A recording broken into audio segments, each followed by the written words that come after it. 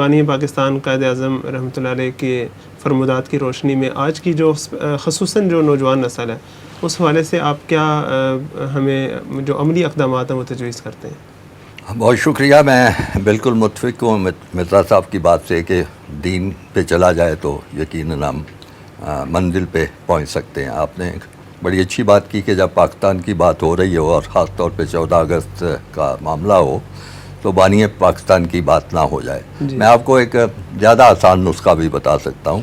وہ نسخہ یہ ہے کہ جس طرح فرمودات کو آپ چھوڑ دیں، وہ تو اتنے زیادہ ہیں کہ وہ کون پڑھے گا اور کون دیکھے گا. قائد اعظم نے جو عملی طور پہ کیا ہے اس ملک میں وہ ہم اس کے نقشے قدم پر چل رہے ہیں. بالکل سیدھی سی بات. انہوں نے رول ماڈل پیش کیا. جی رول ماڈل انہوں نے پیش کیا. اس کی میں 5-7 مثالیں جلدی سے دے دیتا ہوں آپ کا وقت بچانے کے لیے. پہلی بات تو یہ ہے کہ جب پہلی دفعہ یعنی قائد اعظم جو ہوتے تھے، جب آپ کو پتہ ہے بڑے امیر، بڑے مول تھے، بڑے خوشحال تھے. میں نے ان کا بمبئی کا گھر بھی دیکھا ہے. اچھا ماشاءاللہ بہت خوبصورت گھر ہے. وہ کسی زمانے میں گورنر وار ہے. میں نے ان کا دلی کا گھر بھی دیکھا ہے. کراچی کا فلیگ سٹاف ہاؤس بھی آپ لوگوں نے دیکھا ہوگا. انتہائی اچھا معیار زندگی وہ رکھتے تھے. جب بنے ہیں گورنر جنرل تو پہلی بات یاد کر لیں، اور بلکہ جوان چھوڑ کے پوری قوم سن لے کہ اے ڈی سی آتا ہے پوچھتا ہے کہ جناب یہ آج کابینہ کا اجلاس ہے تو ان کو کیا پیش کیا جائے، چائے یا کافی؟ کام کرتے کرتے چونک پڑے، چائے کافی؟ یہ لوگ اپنے گھروں سے پی کے نہیں آئیں گے، قوم کے پیسے پہ ان کو چائے کافی پلاتے ہو؟ بالکل کچھ نہیں سرو کیا جائے گا. اور جب تک وہ گورنر جنرل رہے کسی کو ایک چائے کی پیالی بھی نہیں پیش کی جاتی تھی. قوم کے پیسے کا احساس، یہ پہلا سبق آپ کو دینے کی یعنی اپنے جو سننے والوں کو کوشش کر رہا ہوں. 2-3 اور مثالیں اسی میں کیونکہ اچھی باتیں کرنی چاہیے. جب وہ بیمار تھے، زیارت میں تھے، ٹھنڈا علاقہ ہے اگر آپ زیارت گئے ہوں تو ڈاکٹروں نے محسوس کیا کہ جو جرابیں انہوں نے پہنی ہوئی ہیں وہ موسم کے لحاظ سے ٹھیک نہیں ہیں. تو انہوں نے بڑی کوشش کر کے کوئٹہ کافی دور ہے زیارت سے، وہاں سے جرابیں منگوائیں جو گرم جرابیں تھیں. بولے آپ کو دی گئیں، پیش کی گئیں. انہوں نے ہاتھ لگایا، نرم جرابیں، گرم جرابیں. بڑے خوش ہوئے. کہتے ہیں ڈاکٹر کتنے کی آئی ہیں؟ تو اس نے کہا جی 2 روپے کی. 2 روپے. چونک پڑے کہ ایک نئے بننے والے ملک کا سربراہ اتنی عیاشی کا اہل نہیں ہے. یہ 2 روپے کی جرابیں آپ واپس کرو. اس نے کہا جی آپ کے اپنے پیسوں سے آئی ہیں. کیا خوبصورت جواب دیا ہے کہ ڈاکٹر میرا پیسہ بھی تو قوم کا پیسہ ہے، اپنا پیسہ بھی. آج کل کے جو حاکم ہیں وہ قوم کا پیسہ اپنا پیسہ سمجھتے ہیں. وہ کہہ رہے ہیں میرا پیسہ بھی قوم کا پیسہ. تو یہ باتیں اگر قوم ہماری سوچے اور اس پہ عمل کرے نا تو آپ کا وہ اسلامی ریاست بن جائے گی. آپ فکر مت کریں. تیسری مثال دیتا ہوں. کھانا نہیں کھاتے تھے، بیمار سے کمزور ہو رہے تھے. ڈاکٹروں نے سوچا کہ کیا کیا جائے. محترمہ فاطمہ جناح سے مشورہ کیا کہ کیا کریں. انہوں نے کہا ان کا جو بمبئی میں ہنسامہ تھا نا اس کے ہاتھ کا پکا ہوا کھا کے بڑے خوش ہوتے تھے. تو انہوں نے کہا کہ اس کو تلاش کرتے ہیں. تلاش کیا گیا. وہ آ چکا تھا پاکستان میں، پتہ نہیں کسی چھوٹے سے شہر میں تھا. اس کو بلوایا گیا. وہ زیارت میں پہنچا. اس نے کھانا بنایا، پیش کیا گیا، کھایا، بڑے خوش ہوئے. ڈاکٹر سے پوچھا یہ کھانا کس نے بنایا ہے؟ انہوں نے اپنی کارروائی ڈالی بڑے خوش ہو کے. جی آپ کا وہ پرانا کھانا کہاں سے اس کو لے کے آئے فلاں جگہ. ناراض ہو گئے. کہتے ہیں کہ اس قسم کی عیاشی کی کوئی گنجائش نہیں ہے. میرے پیسوں سے اس کو سارے پیسے دے دو اور جو یہاں پہ پکتا ہے میں وہی کھاؤں گا. یعنی دیکھیں کتنا احساس ہے ان کو اپنی ایک ایک چیز کا، قوم کا احساس. آخری بات اسی سلسلے میں، ان کی باتیں اتنی ہیں کہ وہ ختم نہیں ہو سکتی. یہی آپ کر کے بتا دیں نا اپنے سننے والوں کو تو انشاءاللہ یہ اسلامی ریاست بن جائے گی. گورنر جنرل ہاؤس میں کراچی میں ہوتے تھے تو کوئی ان کے دوست ملنے آئے. غالباً اصفہانی صاحب نے یہ قصہ سنایا ہے. تو وہ نکلے جس برآمدے سے یا جگہ سے تو اس کی پیچھے سے بتیاں بجھا دی. تو اصفہانی صاحب نے کہا آپ کیا کر رہے ہیں؟ سرکاری رہائش گاہ ہے تو آپ اندھیرا کرتے جا. انہوں نے کہا تم جلدی سے سیڑھیاں اترو، میں نے یہ بتیاں بھی بند کر دی.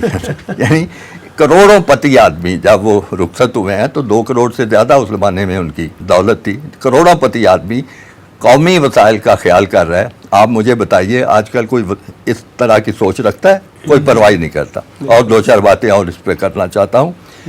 آج جو حاکم بنتا ہے اس کا بھائی بھی حاکم ہوتا ہے، اس کا بیٹا بھی حاکم ہوتا ہے, اس کا رشتہ دار بھی حاکم ہوتا ہے. سارے حاکم. قائد اعظم جب گورنر جنرل تھے ان کو ایک کارڈ پیش کیا گیا, اوپر لکھا ہوا تھا, نام لکھا تھا برادر of governor general Pakistan Quaid Azam محمد علی جناح. وہ ان کے عزیز تھے, قریبی عزیز تھے. غصے سے صرف پینسل پھیری, اس کو کارڈ کو پھاڑ کے اسی بندے کو پکڑا دیا اور کہا اس آدمی کو چلا جائے یہاں سے اور دوبارہ مجھے شکل نہ دکھائے.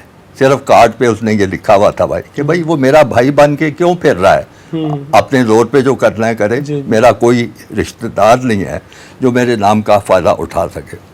پھر سفارش کی بات کرتا ہوں. آج کل ہر جو ہے ریاست کا سربراہ, ملک کا سربراہ, وزیر اعظم, صدر, کچھ بھی ہو, وہ اپنا حق سمجھتا ہے سفارشیں کرنا اور سب کرنا. قائد اعظم کی جو خدمت میں ایک نرس آئی ہوئی تھی کوئٹہ سے, نوجوان لڑکی تھی, تو بڑے خوش ہوئے اس کے ساری خدمت سے, کہنے لگے بیٹی تم بڑا اچھا کام کر رہی ہو. اس نے موقع سے غنیمت جانا, کہا کہ میں پنجاب کی رہنے والی ہوں تو میری یہاں پہ تعیناتی ہوئی ہے, آپ میری سفارش کر دیجئے کہ میں واپس پنجاب بھیجی جاؤں. بیٹی میں معذرت چاہتا ہوں, گورنر جنرل کا کام نہیں ہے سفارشیں کرنا, تم اپنے محکمے سے رجوع کرو تو تمہاری بات جائز ہے, ہو جانی چاہیے. سفارش کا کلچر بالکل ختم کر دیا. پھر اس کے بعد ڈسپلن کی انتہا تھی. اس کے کوئی متعدد واقعات ہو سکتے ہیں, لیکن ایک واقعہ جو مجھے بڑا پسند ہے, ٹرین میں سفر کر رہے تھے, ایک جگہ سے دوسری جگہ جانا تھا, رات کا وقت تھا, تو ہر اسٹیشن پہ جہاں بڑے پہ گاڑی رکتی تھی تو 500, 400, 300 اچھے بے کثیر تعداد میں لوگ جمع ہو جاتے. آج کل کے لیڈر کیا ہوتا ہے, وہ ان کو کوئی ملنے بھی نہیں آتا, وہ کوشش کرتے ہیں کہ مجمع لگائیں اور ان کو ہاتھ ہلائیں. تو وہ ایک جگہ ایسے پہنچے, کافی لوگ اکٹھے تھے, تو محترمہ فاطمہ جناح نے ان کو کہا کہ لوگ بڑے ہیں تو وہ آپ کی ایک جھلک دیکھنا چاہتے ہیں. رات کا وقت تھا, آرام سے بے آرام ہوئے, لیکن اٹھے, دیکھا کھڑکی میں سے کہ ایک بڑا ہڑبونگ سا مچا ہوا تھا, کوئی نظم و نسق نہیں تھا, بڑی یعنی جوش زیادہ تھا, ہوش کوئی نہیں تھا. غصہ ہو گئے, بہن سے کہنے لگے ان کو کہو کہ اگر وہ چاہتے ہیں میں ان سے 2 منٹ کے لیے بات کروں تو ان کو ایک ڈسپلن کے تحت آنا چاہیے, باضابطہ ہو جائیں, صفیں باندھ لیں, مناسب طریقے سے کھڑے ہو جائیں. جب ان کی یہ خواہش ان کو پہنچی, وہ سب ٹھیک ہوئے, پھر آپ نے وہ اپنا ڈریسنگ گاؤن پہنا اور آ کے ان کو ملاقات کی. بالکل یہ پیغام دیا. وقت کی پابندی کی انتہا تھی, اس حد تک انتہا تھی کہ طلباء ملنے آئے ہوئے تھے تو وہ باتیں بڑی بڑھ بڑھ کے کر رہے تھے, رات کا وقت تھا. تو آپ نے پوچھا کہ تم میں سے کس کس کے سائیکل پہ بتی ہے, تو کسی کے بھی نہیں تھی سب سے. انہوں نے کہا نہیں, ایسی بڑی باتیں کرنے سے پہلے خود قانون کی پابندی سیکھ لو تاکہ تمہیں احساس ہو کے کرنا ہے. اور اس کی ایک اور بڑی مثال ہے کہ جب گورنر جنرل تھے تو جا رہے تھے کہیں, تو آگے ریلوے پھاٹک تھا جو بند تھا اور ٹرین گزرنے والی تھی. ان کے اے ڈی سی نے یہ واقعہ بیان کیا, جو اس وقت اے ڈی سی تھے گل حسن صاحب, بعد میں پاکستان کے آرمی چیف بھی بنے تھے.